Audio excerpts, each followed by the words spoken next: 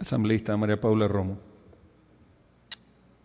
Estar escritas en la Constitución hasta agotarlas. Si es que mantenemos esa idea, no deberíamos discutir el Código Penal, porque la Constitución dice que todos somos libres. Y entonces el Código Penal nos dice cuáles son los casos y las circunstancias en las cuales perdemos nuestra libertad. Y no necesitamos que esa excepción a nuestra libertad esté escrita en la Constitución. No existe protección absoluta de derechos.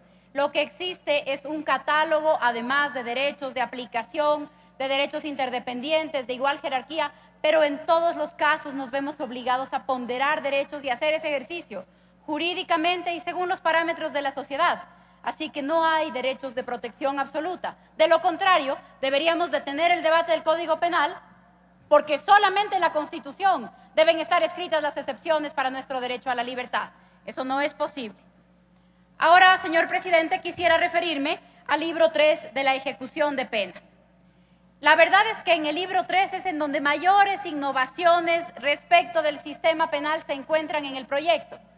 Se habla de un sistema de rehabilitación social progresista, de protección a las personas privadas de libertad, con énfasis en la rehabilitación. Uno de los abogados que visitó la comisión en las diferentes reuniones que tuvimos, incluso llegó a decir que después de haber revisado el libro tercero, parecía que era mejor estar adentro que estar afuera. Así de bien está el código en el libro 3, es decir, bastantes cosas que son importantes. Hacia el final de mi intervención, señor presidente, quiero plantearle que entre lo que dice y la verdadera realidad de la rehabilitación social y las cárceles del país hay una gran distancia. Pero al menos en lo que dice, no voy a hacer muchas observaciones. Nuevamente el problema es un problema de control institucional. ¿Cómo se integraría el directorio del Sistema Nacional de Rehabilitación Social? La ministra o ministro de Justicia, de Salud, de temas laborales, de educación, de inclusión económica. Pero ni siquiera ponemos en la ley quién va a dirigir el sistema, sino que ahí están todos los ministros y el presidente decidirá, según el caso, quién dirige el sistema de rehabilitación social. Este nuevamente es un problema de debilidad institucional. No se trata solamente de cuál ministro está a cargo del sistema en este periodo. Se trata de que dentro de ese ministerio tienen que haber condiciones, fortaleza institucional, funcionarios encargados del tema. No podemos dejar a la libertad del presidente, cualquier presidente, que cambie a su parecer al director del sistema. De lo contrario, ni siquiera deberíamos poner estas cosas en la ley. La siguiente, por favor. Y nos pasa lo mismo con varios otros temas. Aquí están, por ejemplo, los temas del organismo técnico. Ahí debería establecerse con claridad quién está encargado de llevar estadísticas e información sobre el sistema de rehabilitación social. La siguiente, por favor. Miren ustedes en esta, la escuela penitenciaria será una institución académica creada, dirigida y regulada por el ministerio designado por la o el presidente de la República. Aquí, otra vez, según lo que al presidente le parezca, habrá una escuela penitenciaria encargada de los temas de administración del sistema de rehabilitación. Debemos disponer en la ley para que quede clara la institución que se hace cargo del tema, porque sería una muy mala idea, se me ocurre, presidente, que un día el presidente de la República resuelva que la escuela penitenciaria estará en manos del Ministerio del Interior. Y entonces ahí vamos a tener un problema, ¿no es cierto? Si es que dentro de las cárceles se diseña un pensum con una visión del Ministerio de Interior que coordina la policía, o si se diseña la escuela penitenciaria desde el Ministerio de Educación, que es el que naturalmente trabaja en el tema. Debemos cerrar estos espacios de debilidad institucional que siguen presentes a lo largo de todo el código. La siguiente, por favor. Aquí, presidente, quisiera referirme a la gran diferencia que hay entre lo que dice el código en el libro tercero y lo que pasa en la realidad. En lo que va del año, y ojalá la cifra fuera menor de la que les cuento, pero al menos han muerto 14 personas que estaban en el programa de protección de víctimas y testigos. Si bien el Estado no puede ser responsable hasta del último ser humano que es agredido en el Ecuador, el Estado sí debe ser responsable de las personas que mueren estando bajo su custodia. el Estado no puede ser indiferente si luego de que detiene a una persona y la encarcela, no es capaz de proteger su vida. Y eso es lo que está pasando en las cárceles del país. Para no hablarles de los temas de hacinamiento, para no hablarles de los otros temas que vive todos los días la realidad carcelaria del país, hablemos de cuántas personas pierden su vida estando bajo la custodia del Estado. Hay al menos estos dos casos que quería compartirles para que vean, además, lo delicado del tema.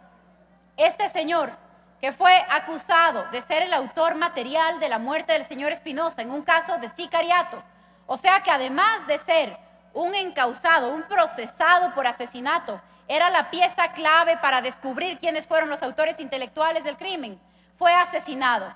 Y no fue asesinado en un barrio suburbano, y no fue asesinado a la mitad de la noche. El señor fue apuñalado en una celda de máxima seguridad del Estado ecuatoriano. No solamente un procesado, una persona bajo su custodia, sino un testigo clave para encontrar a los autores intelectuales de este crimen. La siguiente, por favor. Miren ustedes, en La Roca, la nueva cárcel de altísima seguridad que existe en el país, cuando la visitó el fiscal general del Estado, le obligaron a sacarse los zapatos para revisarle a él como a cualquier persona que ingresa a esa cárcel de alta seguridad.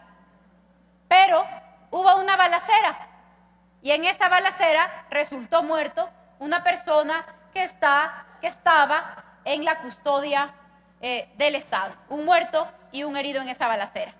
Creemos, señor presidente, la siguiente lámina, por favor, que tenemos un tema de gran distancia entre lo que dice el título tercero del Código Penal y lo que hoy pasa en la realidad, y normas que llegan a ser, si bien ideales, para nuestro estado de cosas, casi fantasiosas.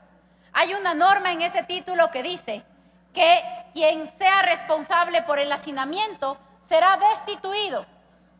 Miren ustedes la capacidad de las cárceles en el Ecuador, en qué límite está o estaba la última vez que le solicité al Ministerio de Justicia estos datos.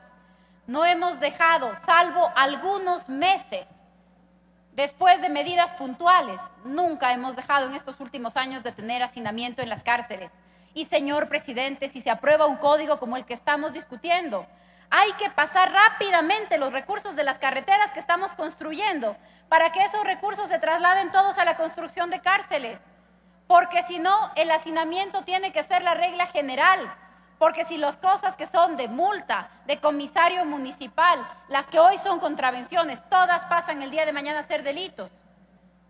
Con la apertura, con la indeterminación que hoy caracteriza el Código Penal, no habrá cárcel que aguante un código como el que estamos tratando. Finalmente, señor presidente, si pone la última diapositiva, solo quería terminar y me alegro que sea una de las primeras intervenciones, la mía en este pleno, porque seguramente escucharemos una serie de cosas sobre el tema de la rehabilitación, lo importante que es y cómo así enfrentamos todos los problemas.